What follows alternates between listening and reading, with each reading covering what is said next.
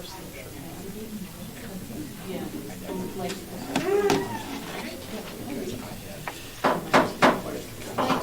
a regular essential meeting. If everybody could please stand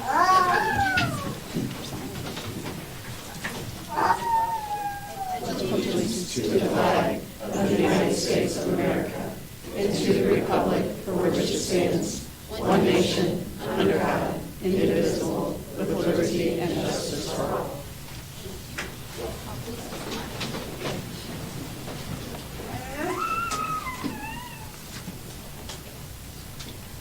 Mrs. Howard. Here.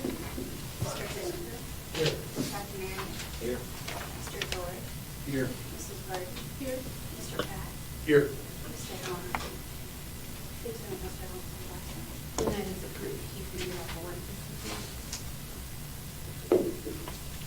All right. I need a motion to adopt the agenda as presented. Mr. George, second. Mr. Christopher, all in favor say aye. Aye. Any opposed? Next, I just want to mention too, as we're starting, we're a little slower tonight. We just adopted a new board program, so all of us are kind of working through the kinks. So if you see us pausing, that's fine. So just wanted to put that out there. All right, next we have recognitions. Dr. Myers. Okay, thank you, Tom. First item of recognition on the agenda is our boardroom art that you see displayed tonight. And around the room here, we have art provided by North, South, West, and DeBray Middle Schools. So you get to see a little bit of the variety that we do in the different programming depending on where they're at in the curriculum.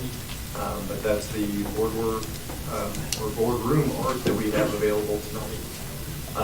Then our next two items of recognition are in relation to two of our outstanding teachers in the district. We're going to go through them individually one at a time. But the first one, I'd like to just briefly read this information, give you a little bit of background. Our first person for recognition this evening is JL Mudd's Abigail Hawkins. Abigail is our 2023 Sport Zumwalt Educator of the Year and is among this year's recipients of the Emerson Excellence in Teaching Award. The Emerson Award celebrates a teacher's accomplishments and dedication to their students and the profession. This award is one of the St. Louis region's most recognized teacher recognition programs. And so we wanted to have Abigail as our own Teacher of the Year come up to be recognized for this special event as well. And I'll see you over here.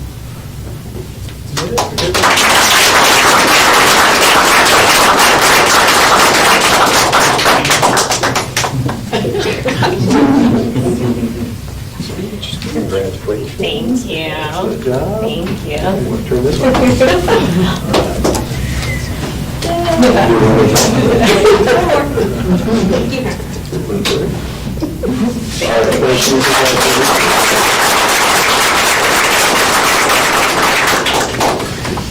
Probably should have brought my notes down.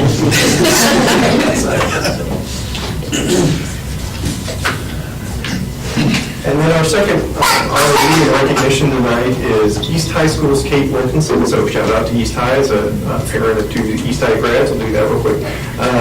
Kate Wilkinson has been recognized as an outstanding theater educator by both the Missouri Thespians and by the National Educational Theater Association. This fall, Kate was named an International Thespian Society Inspirational Theater Educator. Wow, that is a mouthful.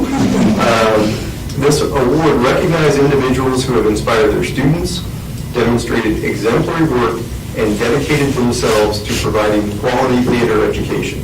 Kate was also named 2023 Missouri Thespian Outstanding Educator. So congratulations to Kate, and we have a few different plaques.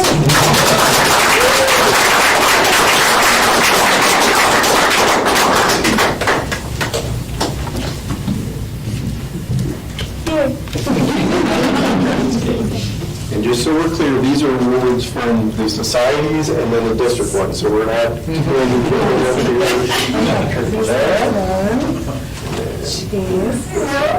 How do we want to do this? Just check it. It'll be fine. All right. Okay. You got it? That out? They sent this to me, but I've never actually looked at it. Yay!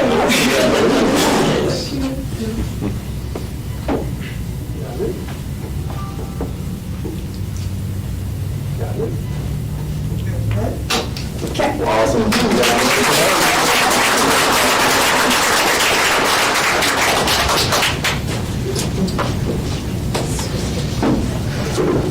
Thanks, Sean. Thank you, Dr. Myers. Next, we have our comments from the public. I'll just remind you, please keep it under 3 minutes. Our first this evening is Julia Barbagallo. Did I say that correctly? Yeah, great.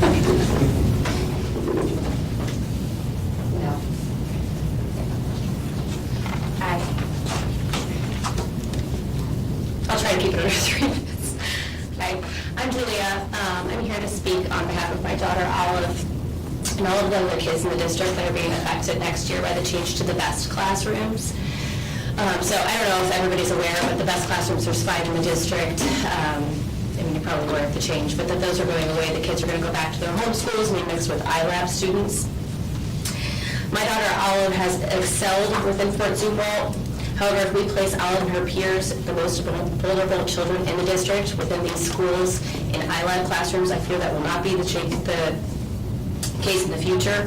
These kids will lose an education with children who are learning the same skills. They'll lose group learning with peers and friendships. Those of you with typical children know that your kids actually excel from learning with their peers, playing with their peers, emotional, behavioral, cognitive, great things that happen with that. There are some of these kids that will be moving out of the best rooms that will go to schools where there's no children like them at all. Just because my daughter's not typical doesn't mean that she doesn't have the same rights to be with her peers and learn in that environment. I encourage you guys, if you all don't know what a BEST classroom looks like, to look at one of those rooms. They're completely accommodated to kids like my daughter. The floors are padded, these kids don't walk, they don't talk, they fall over.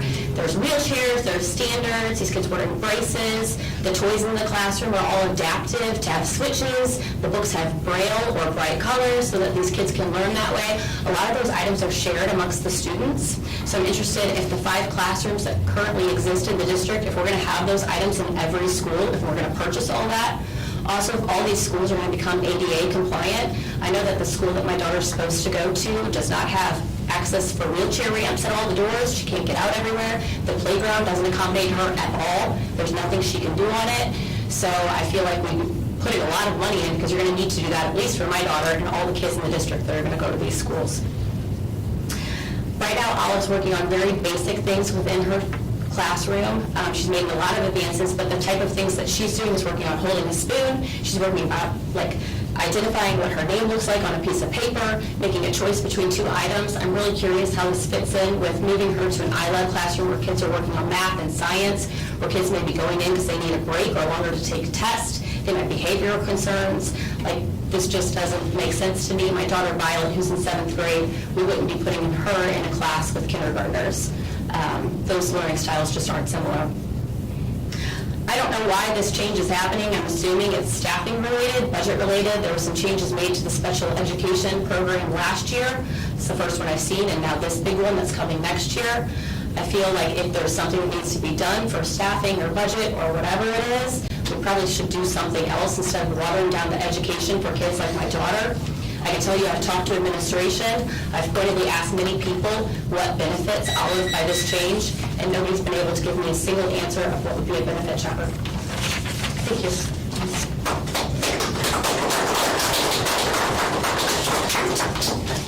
Next, we have Susan Vogel.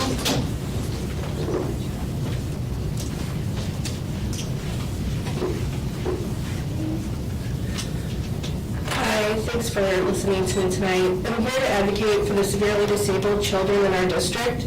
The district is putting special needs rooms in every school, which I favor for those who want to learn in their home school, but I disagree with removing the option for the best room for the severely impacted like my daughter. I'm strongly against these changes for all severely disabled children because I feel like we are progressing backwards, making these changes without proper resources. These children lose the experience of the best staff. Putting them with a handful of other differently abled peers is not conducive to learning. Recently, they moved my daughter out of adapted specials into regular specials. Now she's taken out of class frequently for vocalizing, defeating the purpose of inclusivity. The same will happen here. Just like separating kindergartners and 5th graders, it is best sometimes to give them their own learning environment and structure so they can learn and participate. They lose their safety of this specialized environment and the teachers with specialized experience who know severe needs, including vision, tube feeding, oxygen, seizures, hygiene, eating, medicine, transferring, toileting, equipment safety, and more. They lose an opportunity to play with similarly able peers. It will be easy for their high needs to fall through the cracks with this diversity. The 5 schools with the best rooms, although more prepared than the rest, barely meet minimum ADA requirements. Zumwalt schools are minimally accessible for wheelchair-dependent children. There are a number of wheelchair ramps at only some doors and no fully inclusive playgrounds. The gym teacher buys equipment out of their own pocket so they can participate in field day. For Westoff, they only have one cutout in the concrete for her to reach one swing yards away from her peers with inaccessible surfacing, making it difficult to be near the other children on the playground. From what I hear, all the playgrounds are this way. The current proposal moves us backwards. A good solution is to keep the 5 best rooms with their special teachers and let the children without severe needs go to their home school. I was told getting ADA compliant playgrounds was up to the PTA to organize and fund. This is wrong, especially if you guys are talking about sending these children throughout the district. Children need to play to grow, and they should be able to play at recess with their peers. We should make these 5 schools inclusive and accessible inside and out, including the playgrounds. A great example of this is Brennan's playground with solid surfaces and chimes.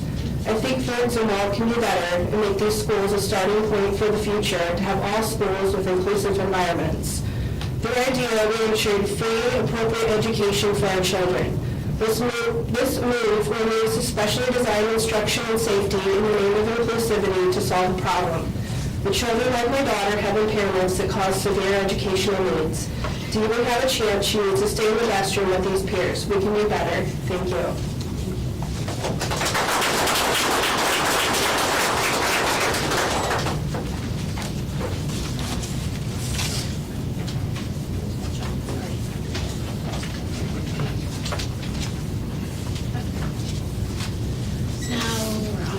Agenda, I need a motion to approve the consent agenda as presented. Bird, second. Judge Marion, all in favor say aye. Aye. Any opposed? Right. Next, we have financial reports. Judge Myers. Thank you.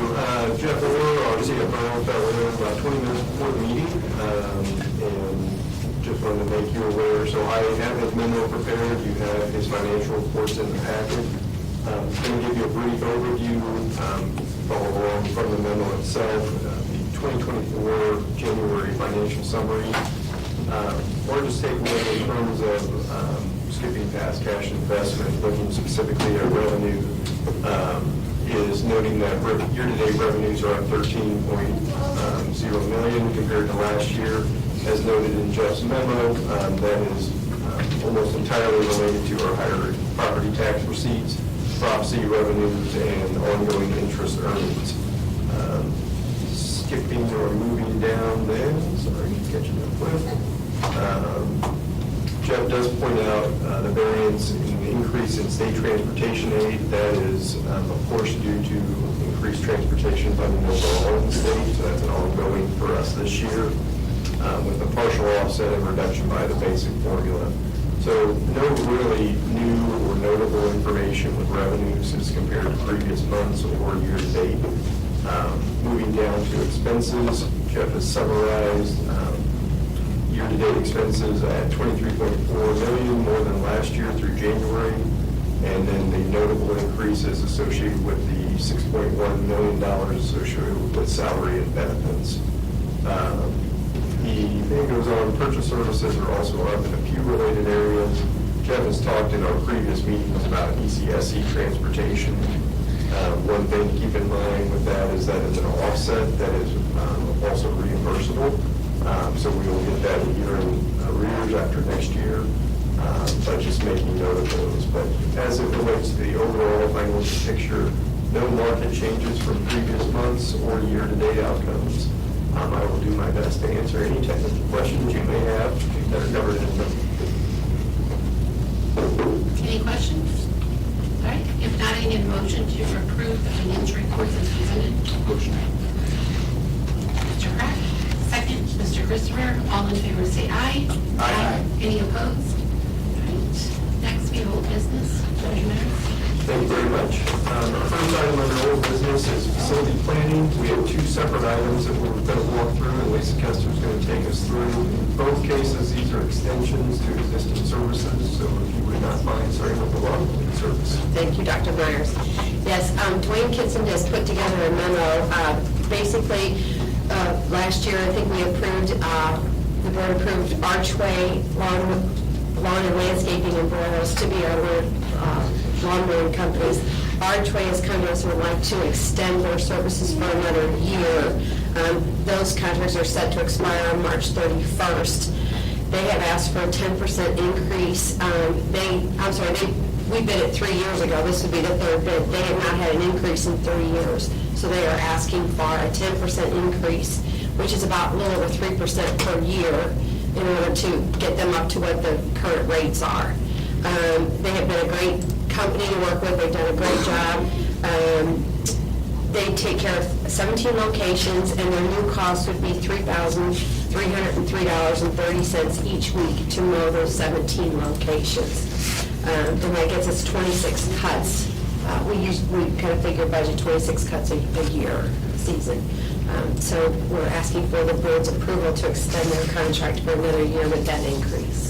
One other thing for the board to just have the information about is, with relation to this, part of the reason we're asking for the extension is to allow that additional time to then come back and rebid the full package together. So by extending for this, it would allow us to rebid the full district at the same time, rather than continuing to alternate with two different companies. Right. When would we look to bidding that out? We're working together, Dwayne and I are working to put out a bid package for the other half. We divided the district in half the last time we bid it, so that we would not be beholden to one company for the whole district. If ever something happened, we'd at least have one company who could help us out. So he's putting out another bid package for the other side of the district. I think he wants to bring something in March. And we'll have that bid out to get us through this next school year, and then the next summer we'll bring something back to the board, or actually next fall or spring, we'll bring something back for this 25-26 school year. Tell it's a little confusing having the two different packages of bid, and we'd like to consolidate those, but want to make sure that we're kind of merging those at an appropriate time. Any other questions? All right, if not, I need a motion to approve the lawn mowing services contract extension as presented. Motion, Mr. Christopher. Second, Dr. Marion. All in favor say aye. Aye. Any opposed? Second item is on our trash and recycling services. Our current contract with Republic is expiring at the end of this month. And we can put something out to bid it, but then if we do that, then we do the switching out of the containers in the middle of the school year. Dwayne and I were talking, it was actually his idea if we waited to do this and bid it out for the summer, so that any changes, if there's a different contractor that gets awarded, they'll change out their containers in the summer. It's less disruptive to the schools versus having it during the school year. So we've talked to Republic, and they have been willing to extend their contract for an additional 3 months to get us through to the summer. And then we will rebid the whole trash and recycling contract and get it. But we just thought it would be best for the schools to wait till summer to make that change, if it's all right with the board. Any questions, comments? Not? All right, we got Dr. Marion, and the second, please, Mr. Christopher. All in favor say aye. Aye. Any opposed? All right, thank you, Lisa. Thank you. Next is new business. Thank you. First item under new business, many of you are familiar with the E-rate reimbursement program. So JB is going to walk through 5 separate recommendations here. I'm going to try not to steal this thunder. E-rate is a federal reimbursement program, and depending on which program you are referring to, there is different rates of reimbursement. E-rate is a very valuable tool for school districts to use to offset associated costs. And so we're going to walk through those and go explain the different options. But every year, the types of projects we bring under E-rate are dependent on what we put together and what we're looking at in terms of a life cycle for devices. So with that being said, JB, walk through. Thank you, Dr. Myers. Good evening, everyone. First, just a little bit more about E-rate and our process to put things out to bid. We are required to put these out to bid to the National E-rate Bid Board. So these are our projects that are put out to the entire country. Anyone can bid on that. But we also do an extra level. We post these on our website, and we also reach out to all known vendors that have ever reached out to us and copy them with these RFPs to try and get those numbers up as much as we can. Unfortunately, there's only so many people that can provide the different services that we look at, and there's only so many that want to bid on projects that we have locally. So we do make best effort to get as many bids in, and this year we're looking at 3 or 4 total vendors, and we continue to work on different ways to try and get more advertising out there. So, but I just wanted you to be aware of that. Starting out, we'll just start at the top and work our way down, and I'll explain a few different variances as we go through here. Internet service. So this is the primary internet service for the entire district. It all comes through our data center. So we are looking for a single internet connection that comes here, which we then filter and provide out to all of our schools. This qualifies as a Category 1 service, which is a 50% coverage. So we split the cost with E-rate. They send us a check for half of the cost. Because it is a primary service that allows any student and any staff member to access the internet. So that's what defines Category 1. With that in mind, we put out for bid a connection of 10 gigs. We're currently on 5 gig service. We're looking to upgrade that because we have Focus coming in that's going to be all cloud hosted, along with just the standard increase after 3 years of how much we're using the internet. We feel comfortable that 10 gigs is going to serve us for the next 3 years. But we also asked for alternate pricing for 20 gig just so we'd know what that would be if we got to a point where we needed it. We continually monitor our internet usage, so if we hit a point where it looks like we're getting to about 90% utilization, that's when I'd come back to you and say we really need to consider an upgrade. We already have that pricing available to us and in place, but there's no reason to pay for that now when we aren't using it. So it's nice to have that flexibility to work up with. So with that in mind, with all the bids that we received, the best provider that came back to us was from Spectrum with their option for 10 gigs for a monthly cost of $29.99. That is a district level cost, so it's just the one fee per month. I will note that our current one is Everstream. We're currently purchasing 5 gigs of service for $29.50 a month, so for almost $50 a month, we're doubling our internet service. So in my opinion, this is a really good deal. I think this is what we should go forward with, but I'm happy to answer any questions you've got. Any questions? All right, if not, I need a motion to approve the Spectrum Option 1 Internet Service Provider recommendation as presented. Dr. Marion, second. Mr. Pratt, all in favor say aye. Aye. Any opposed? Next up is our wide area network service. So we get the internet into the district, now we have to get it out to our schools somehow. That is provided by a wide area network. We contract with a provider that runs fiber for us into each of our locations and brings that back into our data center. That is leased fiber so that we don't have to do any of the work on that. Any outages are the responsibility of the vendor that we contract with. They are also required to maintain minimum requirements of, speeds, bandwidth has to be able to go through. Any downtime, they have to reimburse us for those outages. So that's why we contract out and we don't bury our own fiber across the district. With that in mind, this is also a Category 1 service because this is a primary mechanism for all of our schools to be able to achieve internet service inside their buildings. So we would get a 50% discount on this as well. With that in mind, we looked at what we currently have, which is 1 gig of service to all of our schools and then 10 gig aggregates back to our data center. We also looked for additional pricing just to see what it would be, and we did get some results back on that, 20 gig aggregated and some variations on what is at each building. But what I will tell you is any of our individual schools don't really hit that amount. They're not hitting that 1 gig of service right now. I don't see a reason to increase that just yet, but again, we have the options there and available to us if we see that going up, and I can come back to you and say, I'd recommend that we increase it at that time. But I want to stick with what makes sense for us now and increase in the future.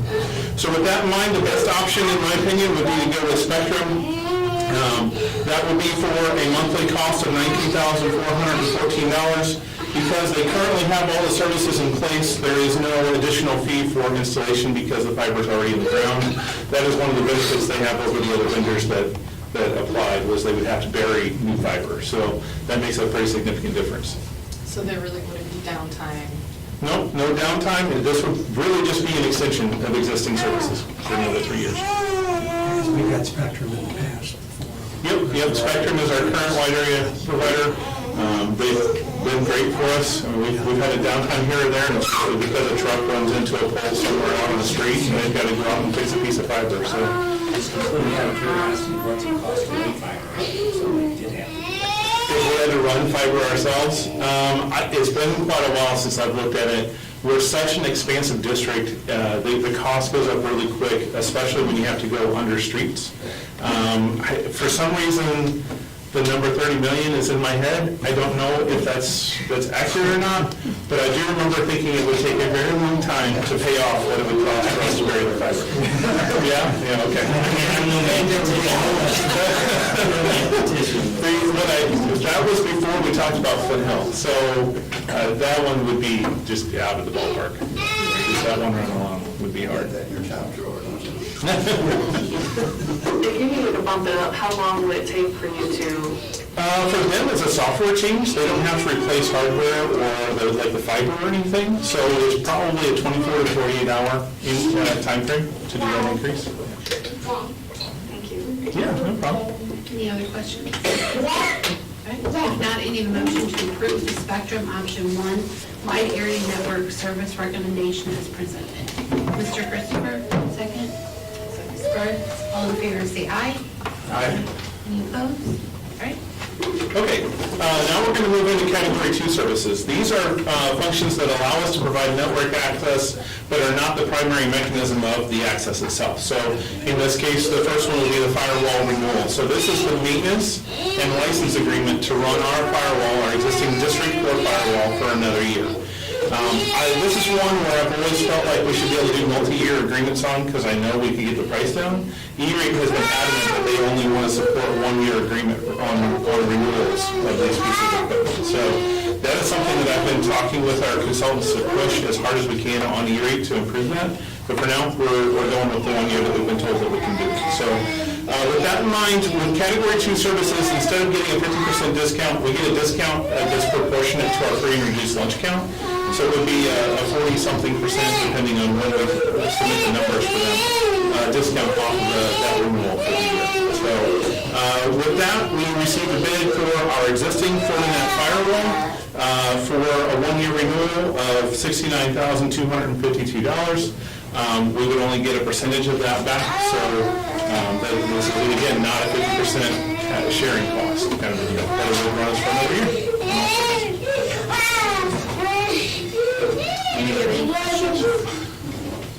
If not, I need a motion to approve the Provision Data Solution Firewall Maintenance and License Renewal as presented. Mr. Pat, second. Dr. Marion, all in favor say aye. Aye. Any opposed? Okay, sticking with Category 2, next up is network projects for new construction. So we have new additions going in for Pheasant Point, Mike Clemens Center, North High, and North Middle Schools. Those can all be covered under E-Rate contracts. So we put out to bid the network switches and the wireless access points for all of those facilities that we're adding on. The benefit is these are things that we were going to buy anyway, and we were going to buy out of bond funds, but now we can get a discount proportionate to our free and reduced lunch count. So we're just trying to take advantage of the E-Rate possibility to get a discount on something we were already going to work on anyway. So with that in mind, there's two pieces here. The network switches, the best pricing was from Provision Solutions for Aruba network switches. These are 6300L and M series switches. Total cost for all of the facilities, $90,217. That's for the switches, the wired network component of it. So that's where you would connect workstations, phones, security cameras, all the different things that are hardwired. For the wireless network equipment, the best overall solution is still by Provision Solutions for Aruba wireless access points. Total cost $53,150. This is for all the access points in the different areas. Where we're doing a library, we actually go to a larger access point that can support 60 clients instead of 30. Also in some of our common spaces, like adding on to the cafeteria or in some hallways, different things like that. Any questions? All right, if not, this is number 5, right? It moved. This is number, yes, it's bid number 5. Provision. Yeah. Okay. Yeah. I need a motion to approve the Provision Data Solution wired and wireless network equipment recommendation as presented. Mr. Christopher, second. Mr. George, all in favor, say aye. Aye. Any opposed? All right, I need to do number 4. And since I can't read, let's go back one. Sorry about that, guys.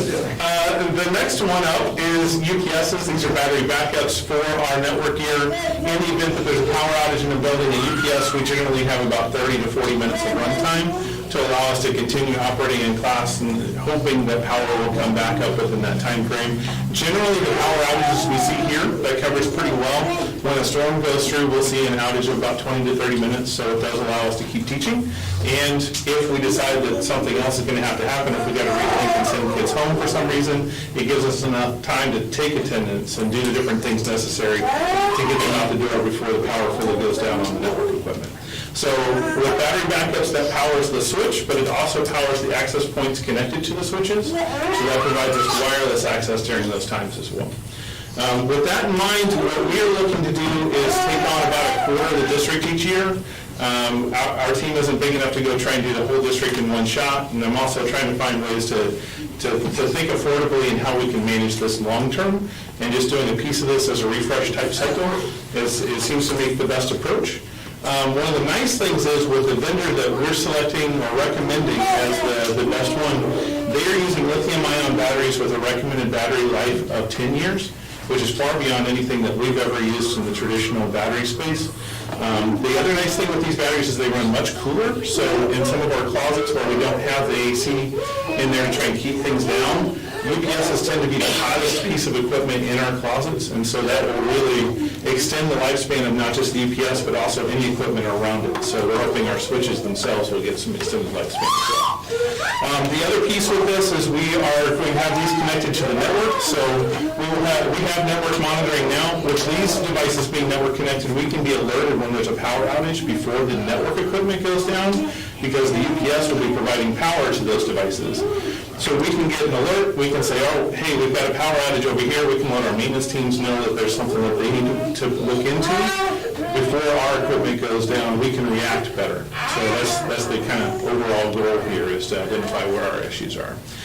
With that in mind, we've identified the east quadrant of the district, which includes our East High School, Hawthorne Elementary, everything over in that area, along with a couple of admin buildings, so to get ourselves some more comfort in understanding how to use the equipment and using it on a regular basis. With that in mind, a quarter of the district comes out to $83,904.28. That includes the installation and services necessary to remove the old UPSs out, put the new ones into racks, and training for our staff to learn how to use, manage, maintain these devices. Any questions? Yeah, I have one. If I'm looking at the tabulation document correctly, it looks like vendor 3, provision data solutions, option 3. What was the difference? So that one is actually the low-cost provider, but it uses traditional batteries that have a lifespan of 4 years. When we looked at a total cost of ownership over 10 years, it really came out to be, while the upfront cost was lower with the traditional batteries, the long-term cost was far better for us with the lithium-ion batteries. We get double the life out of them. Yeah, we get 10 instead of 4 is what we're looking at with these. Any other questions? Sure. Right. If not, I need a motion to approve the Riverside Technologies UPS replacement Phase 1 recommendation as presented. Dr. Marion? Second. Mr. Christopher? All in favor say aye. Aye. Any opposed? All right. Goes to E-rate. And we'll stay with JD for the next item on the agenda. Hi. If you remember back in January, we talked about going up for bid on our refresh, or for the quantities and the items that we wanted to look at. So gone out to bid, now coming back with the recommendation on those items. And JB, correct me if I'm wrong, on this refresh, this is a lower overall number in comparison with the typical year. So that from a cost standpoint, this is a good line to kind of land on for this year. So if you want to walk us through the bid. Yep, absolutely. And like Dr. Myers said, this is the lowest of our 4-year refresh cycle. One of the reasons for that, and I kind of mentioned it last time, we are no longer looking at putting desktops in our elementary classrooms. We're spending that money on the interactive TVs instead. So I will be coming back to you later with a bid for another 200 interactive TVs to deploy in our elementary classrooms to supplement that loss of the desktops. Long-term, though, when you look at a 10-year cost, it's actually cheaper to buy those TVs. They have an estimated lifespan of 12 years each. So we spend almost $1,000 for a desktop. It very quickly washes out between the TVs versus the desktops and how many times you have to replace those. So just a quick kind of a reminder background on that. With that in mind, we put all this out for bid. This was, again, an open bid. We had 3 vendors reply back to us on this. They're vendors that we've worked with before, so in terms of experience, all very good options to work with. When we look at pricing and some of the device features, that's when we started to notice some differences, especially along the Chromebook line. We evaluated HP, Lenovo, and Dell as part of this. Those were ones that responded to our bids. The HP device just did not, it was not a device that would hold up in the classroom. When we started working with it, pretty quickly we found that the device just opened and closed a couple times. It already started to feel a little loose. It was a very plastic type case. And then when we tried to open it up, we actually struggled to get it open, replace a part, and put it back together. So none of us on the review team felt comfortable about the HP Chromebooks.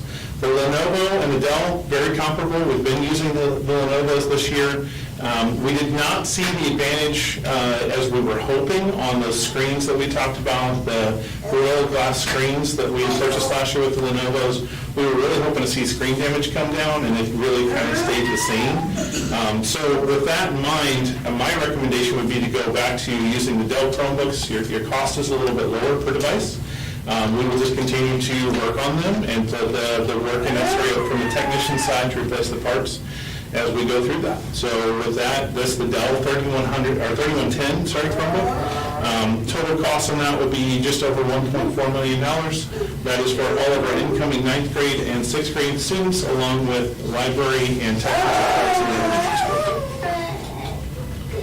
And yeah, because they're different vendors. Yeah.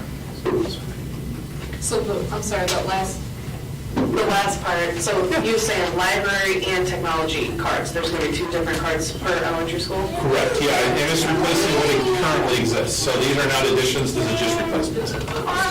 Yeah. So JB, one more time, your request is Dell 3110 Chromebooks for a total for Dell Technologies for a total of $1,423,361.94. Take that one first. Any questions? All right, if not, I need a motion to approve the technology. motion. Mr. Pat, second. Mr. Pastor, all in favor, say aye.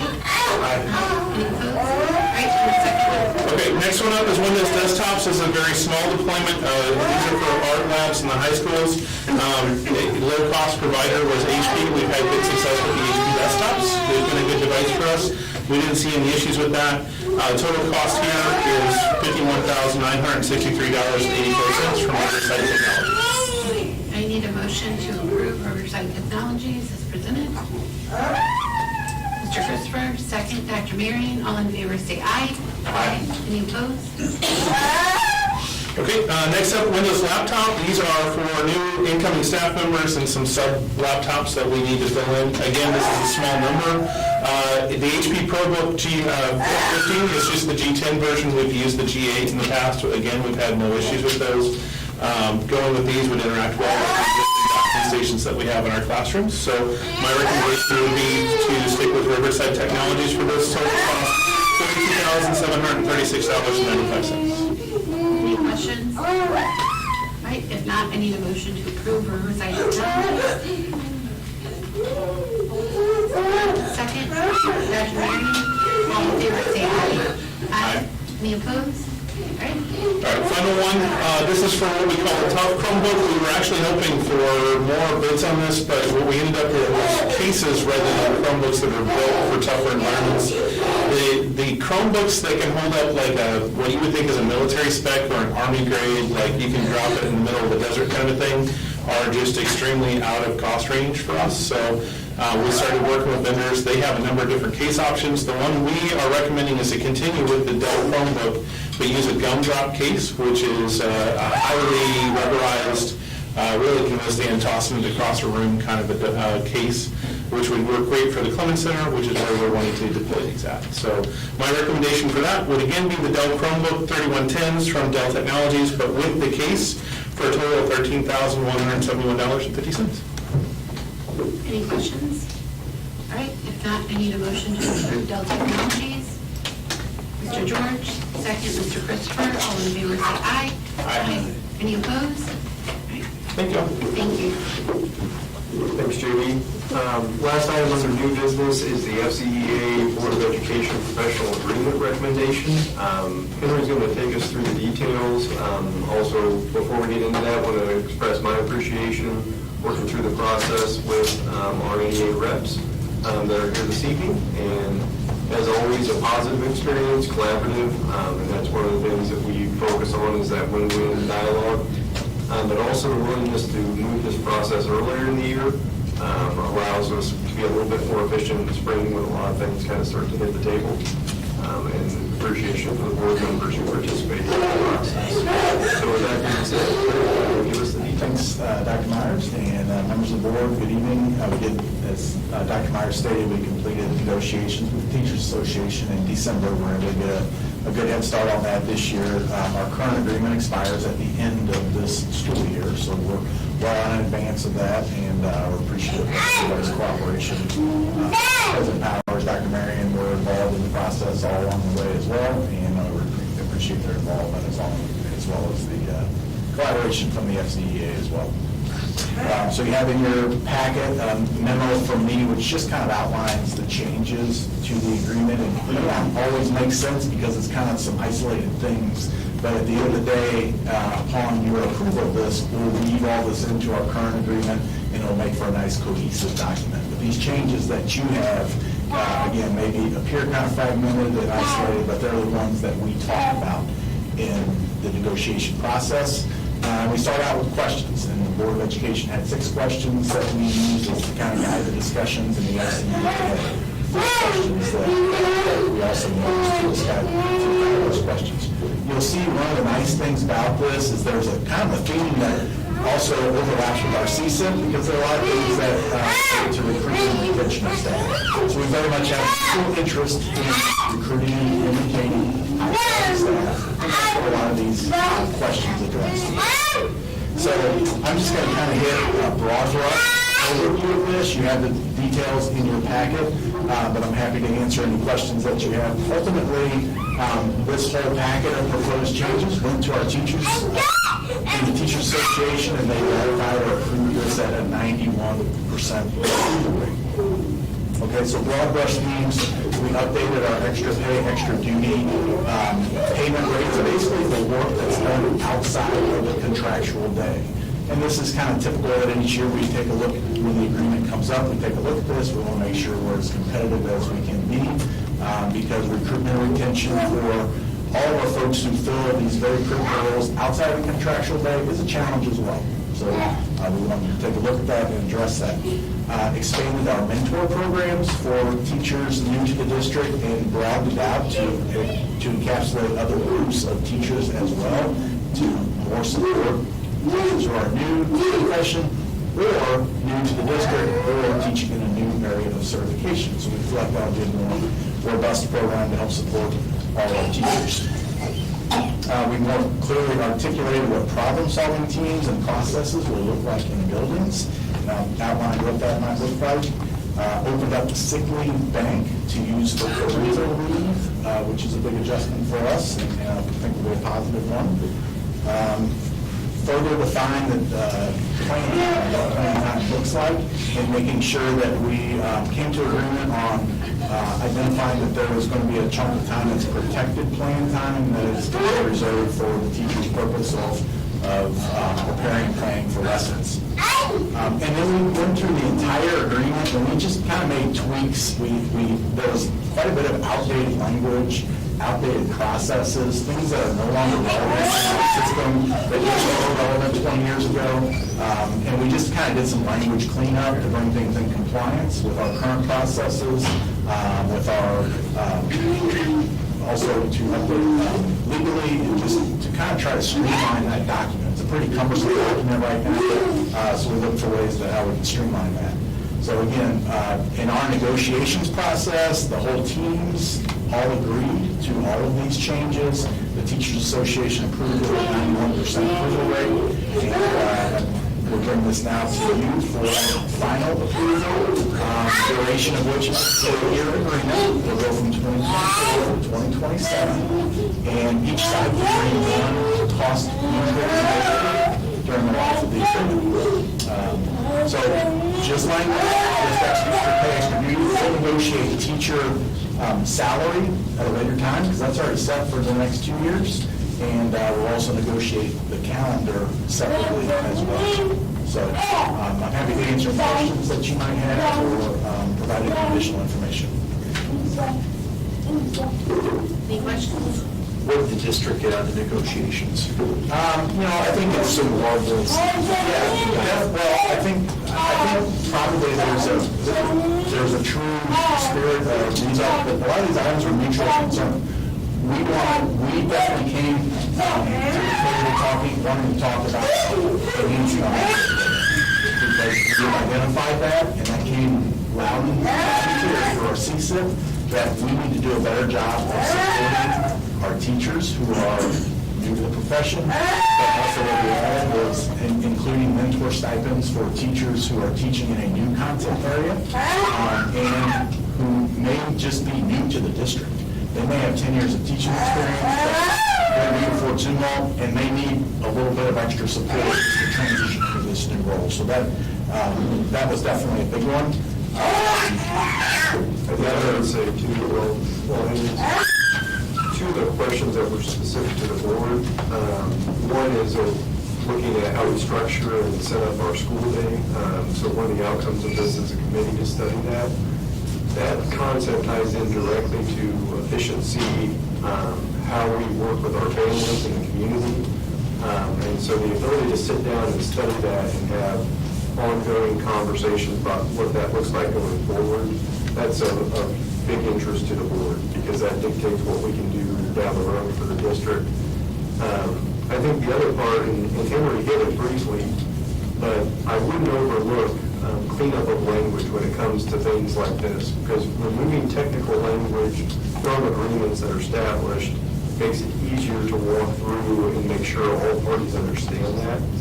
And it's a function that we do a lot with board policy. It's something Jeremy works on. Where you clean that language up, it makes for more clarity in walking through what the expectations are. Those are kind of two standalone that were things that we wanted and felt good support from the group coming back that those are items that they understood as well. I'm sorry. Yeah, and so, thanks, Dr. Myers. And so, yeah, one of the things that related to that language cleanup is we want to just take a look at the nature of our school day, our schedule as it is. It's been in place for quite some time now, and maybe it's still the best meets our needs, but maybe it doesn't.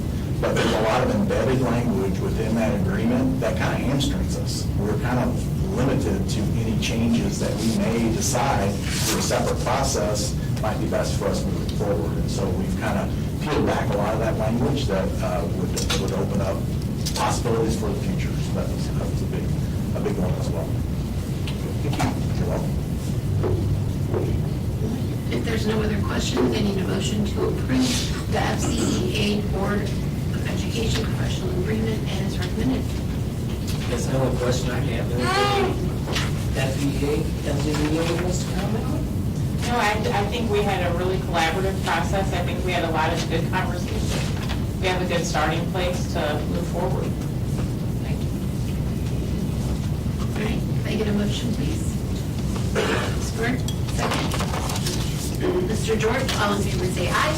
Aye. Any opposed? All right, thank you. All right. Next, we have our comments from the Board of Education. I will start with you, Dr. Marion. Thank you. Just a couple of things. One, February is National Technical Education Month. Also Black History Month, we've been celebrating for a while, but I want to make sure we do a shout out to National Career Technical Education Month also. We have a lot of great things going on in the district with that, so we certainly want to recognize that. The other thing I want to mention is I think we made it through the first night of our new technology system, or software we're going to use. I think that would be very good for the public to be able to search and access and translate in the many different languages our highly educated. So I think that's huge. So I'm glad we've been able to make that switch. And I'm good. Thank you. Mr. George? Yeah, thank you to the two speakers that spoke out about the problems we may be facing here. Rest assured, we will have conversations about that. And we'll go from there. If you've got some high schoolers, the college fair is coming up. It's 6:30 to 8, Wednesday, February 21st at West High. And if that is not their path, career fair is set for 5:30 to 7:30, March 13th at South High, where you can meet with representatives from skilled trades and other professions and learn about employment opportunities directly out of high school. Thank you. Thank you. Mr. Christopher? First off, I want to thank JB for all that hard work with the computers, just the massive numbers of computers and technology and money that it takes to keep up with the times and run this district is just, it's unbelievable. So thanks for all your hard work, and to your team, please pass that on to them, that we do appreciate their work. As always, appreciate everybody up here that continues to work hard. Teachers have led everything well with professional agreement. I think that's gives a strong backbone to both sides for smooth running and a way of continuing to come together to give our students the best education we can. Winter sports postseason time. Got a lot of wrestlers getting ready this weekend.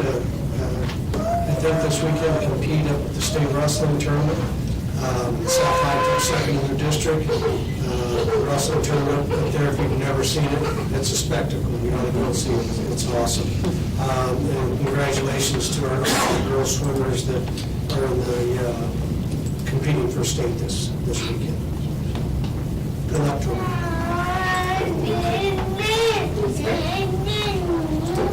Thank you. I also want to share my appreciations with everyone who came and spoke today, and everyone who puts in so much hard work preparing everything for us to keep the district running and giving these kids the best education we can. I also want to shout out for the annual conference, the FZSD conference that was in January. Hearing the students will go. I went to quite a few, so it's really an awesome experience. I'm glad they were able to do that. And there they did competitions with monologues. Their troops performed very well. They had musical performances, workshops, and college auditions. There's like a whole thing that they do. So you're getting in front of lots of different schools all at once. And special shout out to West High Tech Challenge team, who won the state title in the technical theater competition. South High's tech team finished second in the state, and East High's tech team finished first in the quick change event. Very awesome work. Thank you. Mr. Pratt? Yes, I'd like to recognize the two winners we had in Hawkins and Ms. Wilkinson. Looks like they've already left. I think they're celebrating. But congratulations to both of them on their achievements. More news out of South High, as usual.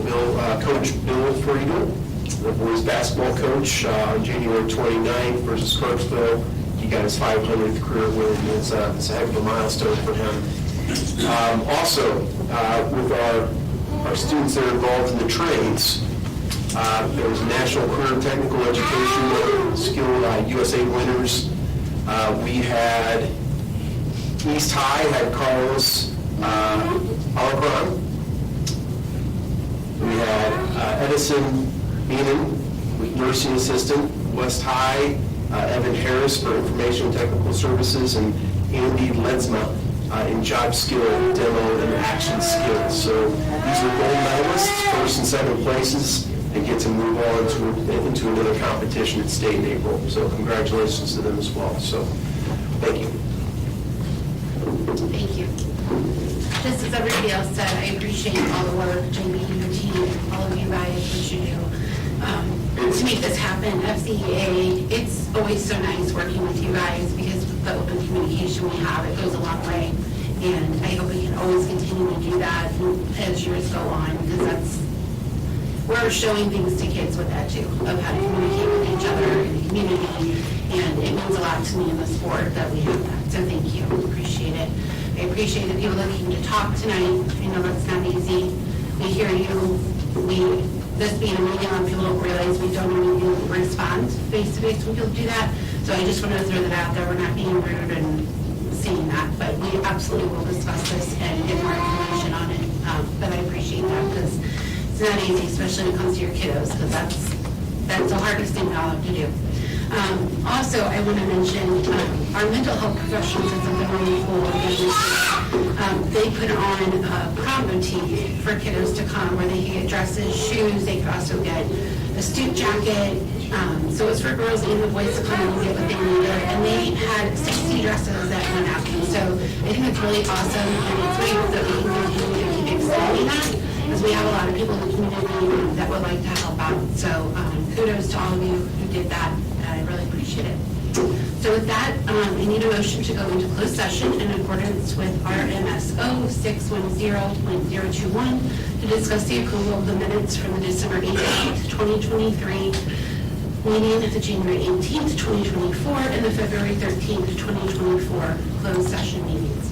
Hiring, firing, promotion of personnel, and legal matters will be discussed. May I get a motion? Dr. Marion, second Ms. Bird. I need a roll call, please. Mrs. Marks? Mrs. Powers? Yes. Dr. Marion? Yes. Mr. George? Yes. Mr. Christopher? Yes. Mrs. Bird? Yes. Mr. Pratt? Yes.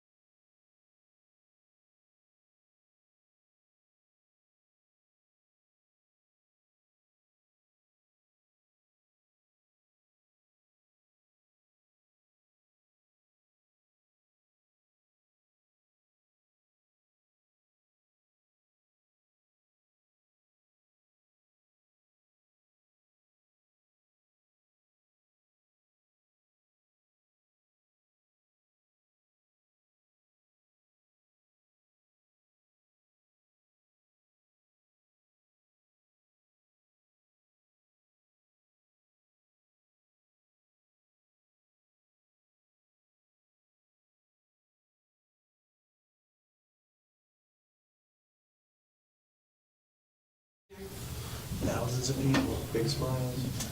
And you're good. All right, we are now back in open session. I need a motion to adjourn from open session. A motion. Mr. Pratt, Mr. George, all in favor say aye. Aye. Aye. Any opposed? All right, thank you guys, good night. All right.